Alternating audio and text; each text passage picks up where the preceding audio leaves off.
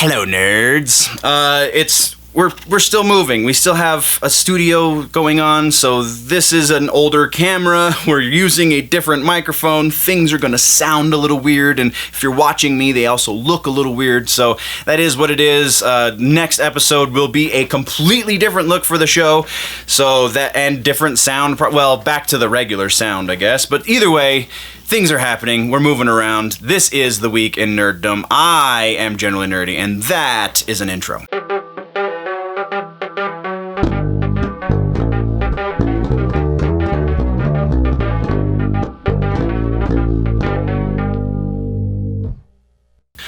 Okay, that all being said, we've got a lot to talk about. Not a bunch of time to do it, but a little bit of time. So we're going to just jump head first. Oh, also, that is right. We have the Your Mom Thinks I'm Advertiser Friendly. That is the shirt that is sponsoring today's episode. You can find that in the general store. Link down in the description, or over on generallynerdy.net. You can find links there as well. So go check out the general stores. Get some nerdy swag. I'm going to try and add some more in the next week or so. Probably another mask and likely another shirt or two. So stay tuned for all of that. We're going to hit the news. Before we hit the news, don't forget to subscribe if you haven't already and smash that like button if you like what I'm trying to do here on the channel. Alright, I think we've covered all our grounds. Let's talk music. Actually, let's not, because we have no music to talk about. So we're going to stay right here and go into TV streaming. In TV streaming, it's a couple of things, and they're all going to be relatively quick. So first up is Mimic. If you don't remember, this was one of the first Guillermo Del Toro movies that kind of brought him into the vocabulary. This is going to be turned into, it was in 1997 that it got turned into a movie, and now it's getting turned into a series. Probably will have nothing to do with Guillermo Del Toro directly, only just based on the movie that he directed. It is going to be Jim Danger Gray, who's a producer on Orange is the New Black, and then Paul W.S. Anderson, who is the director that brought us the original Mortal Kombat movie. So he's got and he also did the Resident Evil movies. So there's a link to the nerd community, and kind of a debatable how good of a link that is. But either way, those are the guys that are going to be in charge of this. It is going to be done for Miramax TV, and no word on who's going to be distributing it yet. So potentially one of the big streamers, Amazon, Netflix, what have you, but once we get more updates, we'll be following up. Next, we're talking about Ren and Stimpy, and no, this is not the documentary, because that's a movie, and we already talked about it, but this is actually Comedy Central kind of doubling or tripling down on their adult animation revivals. So this will be is getting revived on Comedy Central. No time frame just yet, but it will be joining Beavis and Butt-head and Jodie. Beavis and Butt-head we all know and love, and it is what it is. But Jodie, if you remember, we talked about this, I think it was like a year to a year and a half ago when this was officially announced. Jodie is the Daria spinoff that oh man, this could either be fantastic like Daria, or this could be a steaming train wreck. We don't know, but that's not what we're talking about. We're talking about Ren and Stimpy revival. Probably not going to have a whole lot of associations with the original creator, as we discussed in the previous episode where we talked about the documentary about Ren and Stimpy, but hopefully we're going to be seeing some great new animation coming from Comedy Central. That's what we got there. Moving on to Who's the Boss? We are getting a sequel series to one of the shows I watched all the time as a kid, and actually introduced the world to Alyssa Milano. Alyssa Milano and her TV father, Tony Danza, will be returning for the show. There are talks to get the other remaining living members of the cast to also make cameos for the show, but none of that has been locked in place. It is going to surround Alyssa Milano, who lives in that childhood home. She bought it after they all moved out, or whatever the heck happened. But yeah, so Alyssa Milano is going to be the main character. It's going to be dealing with income inequalities, and I believe there was even a mention of racial inequality stuff through comedy, so that could be really freaking awesome. It is in development by Sony TV. Again, no word on where it is going to be distributed, but we will keep tabs. And then our final piece for TV streaming is A League of Their Own. Amazon has ordered A League of Their Own straight to series. Don't know exactly how many episodes it's going to be. It's presumably going to be in the neighborhood of 8 to 12 episodes, and it is, right now, only one season. So, that is what we have for TV streaming. Now we are talking about movies. We have... it's about the same for movies as TV streaming. So, jumping into it. Pinocchio, not the Guillermo Del Toro non-Disney iteration of Pinocchio, but the Disney live-action remake of Pinocchio, just signed on Tom Hanks. Tom Hanks is going to be playing Gepetto for the live-action Disney remake, so that's awesome. This also kind of makes me question my previous reporting on Ewan McGregor being the voice of Jiminy Cricket. I believe I said he was going to be the Guillermo Del Toro Jiminy Cricket, but I'm now thinking, because I forgot about the Disney one, I'm thinking it's going to be the Disney one that Ewan McGregor's doing the voice for. Me questioning myself aside, Tom Hanks, man. Tom Hanks is always a win. We're moving on. Next, we're talking about Mulan, and this is the big piece for this episode, I think. Mulan is going straight to video on demand, but it's a very unique situation that it is going to video on demand for. So, normally, when a movie goes to video on demand, there are a couple of things that are not applicable this time. First, a video-on-demand movie usually gets released to multiple platforms, like a movie going into theaters. It goes into multiple theaters. Streaming being what it is, that kind of changes that a little bit, but still, the comparison everybody keeps making is the Trolls World Tour. Trolls World Tour was released on no less than 3 different streaming platforms, so you could pay your $20 and watch Trolls on whatever your platform of choice was. And that brings us to the other point. $20 seems to be the going rate for a video-on-demand movie. Now, how does Mulan differ from that? Well, we already know it's a Disney movie, so it's going to Disney Plus, and Disney Plus alone. Then, on top of that, it is also going to be $30 to watch this. And that's $30 on top of your already $7 a month for the Disney Plus app. So presumably approximately $37. Now, if you think about this logically, it is still comparable to what you would spend at a theater if you were going at, even as a couple. If 2 people are going to see a movie, it is reasonable to expect that you're going to pay at least $22 to $25 just for your movie tickets. Then, on top of that, if you want to support the theater, you're going to get some soft drinks and candy and whatnot, and that's going to put you right up to about $35 because, you know, movie theater food. So, like, if even as a couple, you could kind of justify this, but if you have kids and you also already have Disney Plus, then this is not even gonna be, you're not even gonna blink when you pay that $30. And this also differs in the traditional VOD model in that, sorry, first day with new lips. This differs from VOD traditionally in that it's not a rental fee. Once you have paid the $30 for Mulan, the live-action Mulan, you have the live-action Mulan in your catalog until you cancel your subscription. So, instead of it being a 48-hour rental that you have 48 hours to watch your $20 movie, this is $30 for a digital copy of this movie for the lifetime of your account. So it kind of starts to feel a little bit better, and I totally sound like I'm like totally blowing smoke or whatever, just making Disney Plus sound so amazing. But this was like it's a little questionable in that it's $30 and it's only on Disney Plus.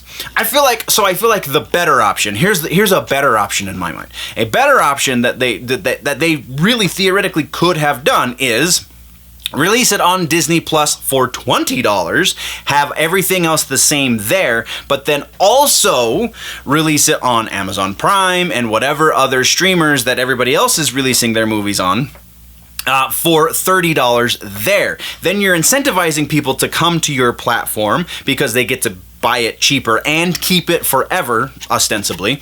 And also, if they don't want to make that jump, you're still making an extra $10 on the transaction. So that seems to be a little more sensible for my mind, at least, but it is what it is. That is the state of things. We're moving on from Mulan!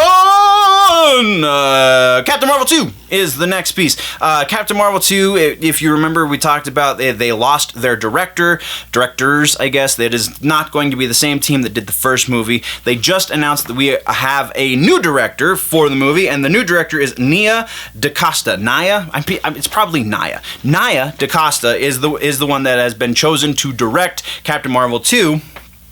Brie Larson, is going to be Captain Marvel, so it is what it is. It's very much remains to be seen the capabilities of this director, but a cursory glance over her socials and things show that she does at least have an appreciation for nerd culture. She is aware of a lot of the things in nerd culture and seems to be a fan of certain things in nerd culture as well. She is also directing the Candyman remake, so that has yet to be released. We don't really know. She has another movie that I haven't seen, and I honestly didn't put in the notes because A, I take good notes, and B, it didn't really seem relevant to nerd culture. So we'll see when Candyman releases where she's coming from, but also her ability as a director almost is negated by the fact that Kevin Feige is the guy in charge of all of Marvel, right? So maybe he chose a young director, because she's like 30 years old. She's younger than me. So maybe he chose a young director because of her malleability, because of her willingness to play ball, because he's a power-hungry madman, and she said, yeah, sure, I'll make a couple of $1 million sitting on this chair, even though you're calling all the shots. So all of that definitely remains to be seen. That little bit at the end is totally my conjecture. We will see when this movie launches, and as we keep tabs on it until then. But until then, we're moving on to our final piece, and that is John Wick 5. Real quick announcement. John Wick 5 is happening, and they're going to be filming it, presumably, at the same time as they're filming John Wick 4. So, 2021, once Keanu Reeves becomes available because he's done with Matrix 4 and so on and so forth, they will be filming John Wick 4 and John Wick 5.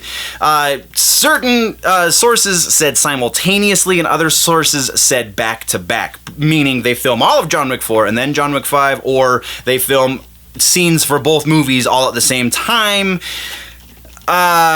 Okay, it's an announcement. We're gonna move on. Now we're talking gaming.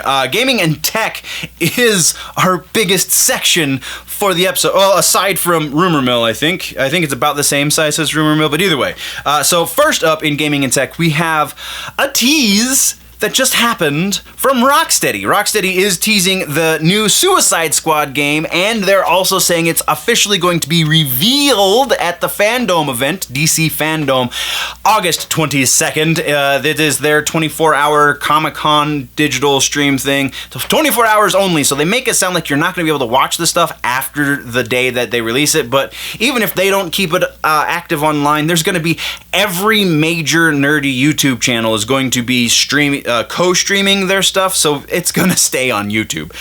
So either way, August 22nd, we will find out more, but Rocksteady has definitely let us know that Suicide Squad is the next game that they're working on, and it is targeting Superman. That's what we've got there. Next, we're moving over to Apex Legends. We actually have a couple of things about Apex Legends. All of them have to do with the next season for the game. So Season 6 is going to be released on August 18th, and we will be seeing a bunch of new weapons and a bunch of new skins and a new legend, I guess is the word I was looking for. We're going to see a new legend, and that legend is going to be named, Rampart.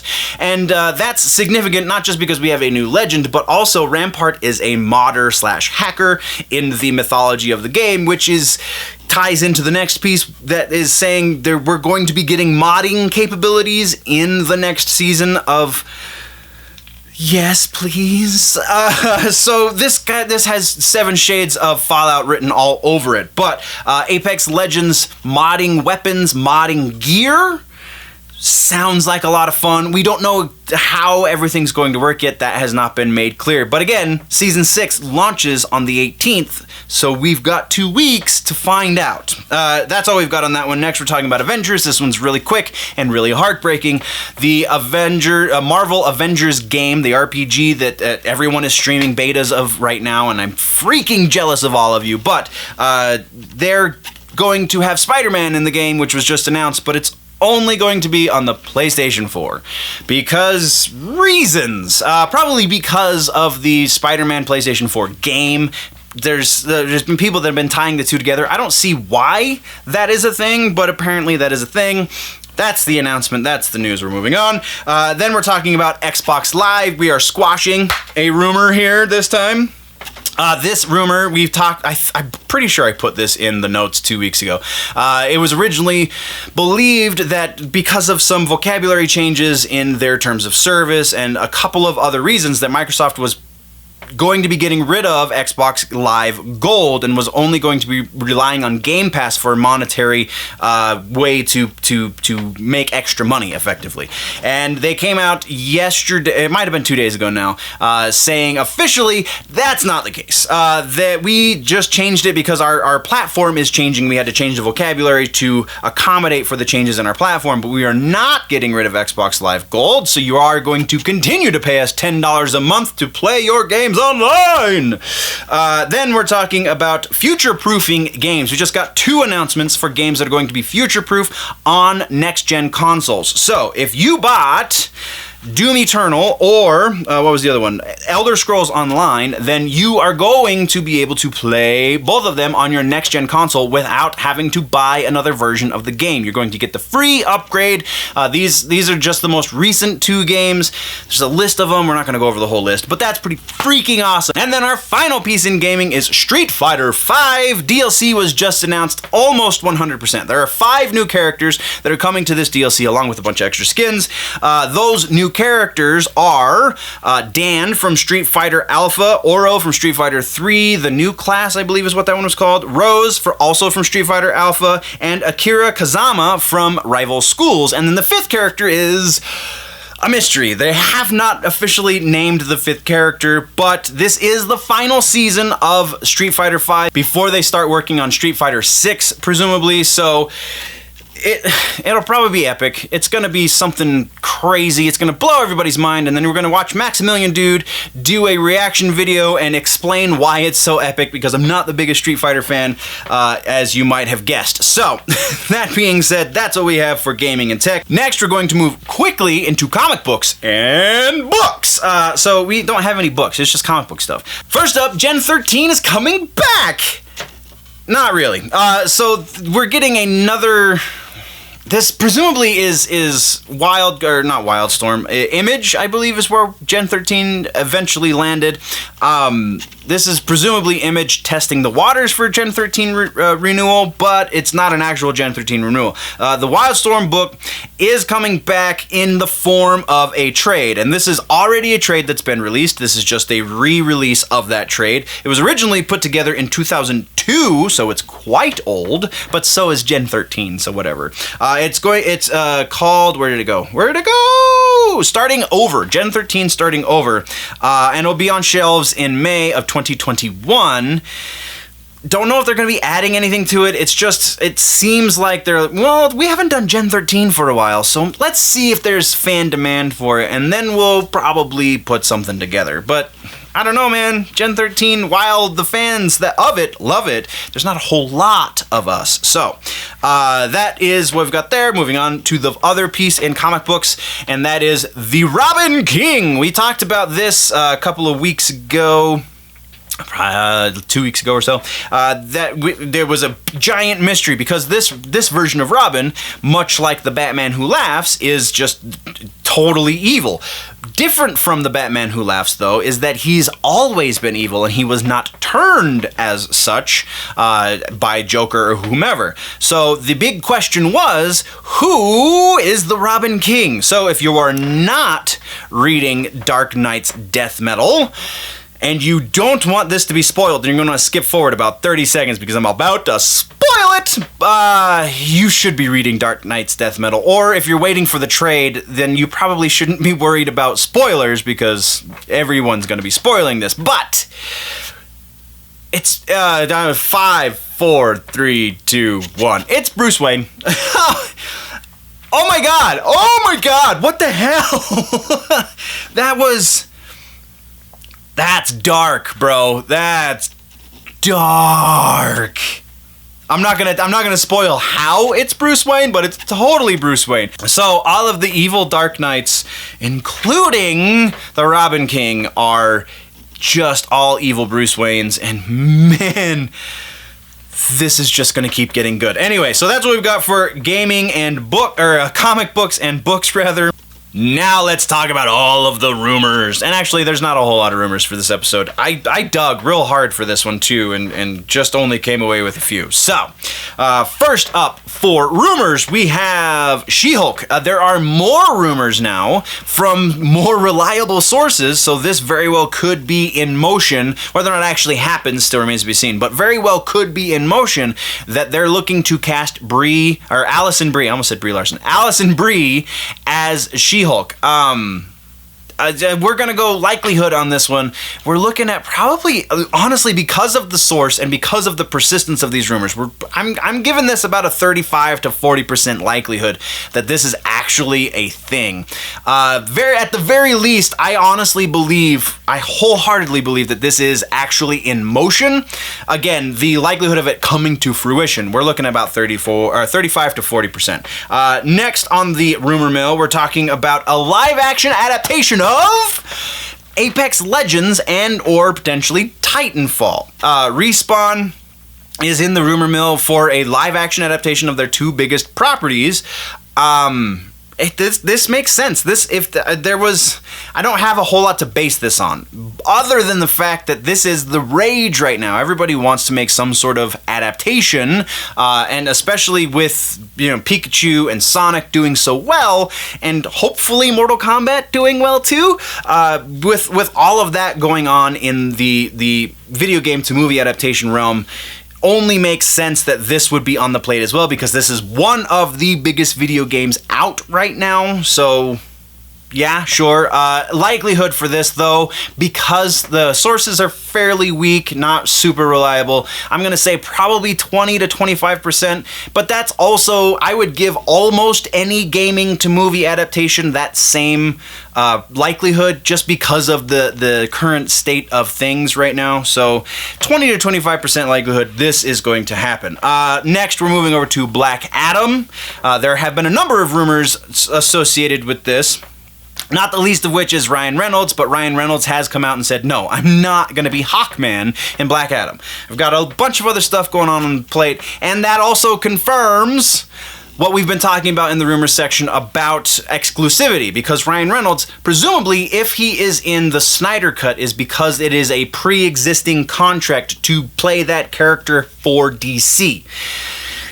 If they were to cast him as another DC character, that would be violating his exclusivity contract that he presumably has with Disney, so therefore he's only going to be making Disney movies in the near future. But that's not what this rumor is all about. This rumor says that Michael B. Jordan is the one that they're looking at to play Hawkman. Sure, I don't see why not. I don't know that...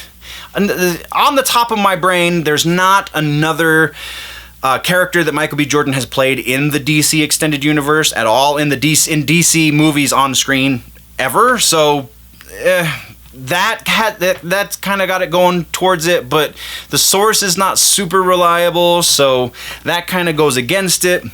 Michael B. Jordan is huge right now. Everybody wants Michael B. Jordan in their movie. Well, in the rumors at least, and he's also rumored to be looked at for the next Superman, so there's a lot of crazy going on around the name Michael B. Jordan these days.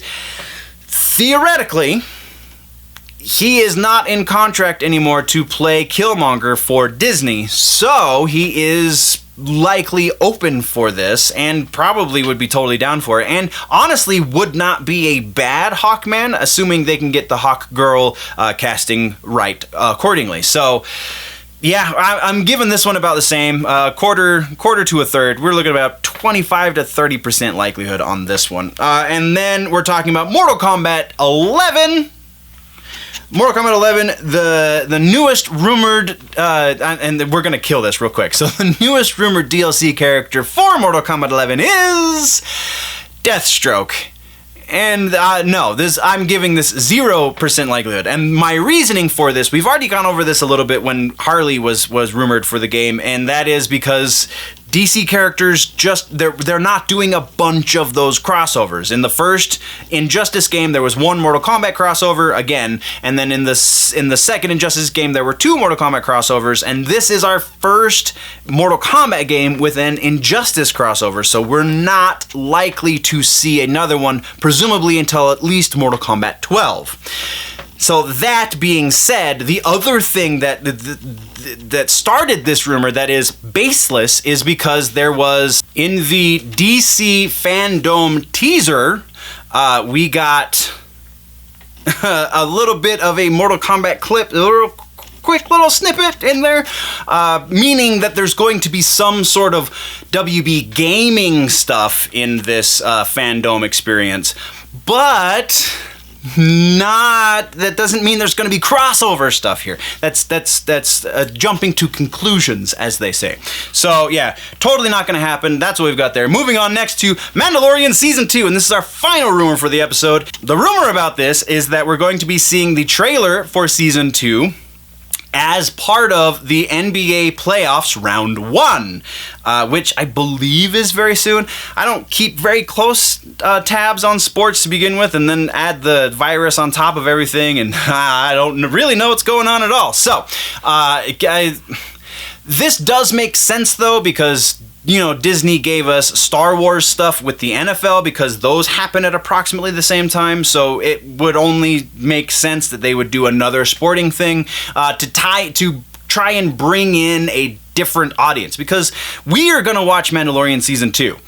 The established target demographic, the nerds, whatever you want to call us, we're all on board. This is already a thing. They don't have to market to us. They don't have to put out a teaser at all, and we're still going to watch it.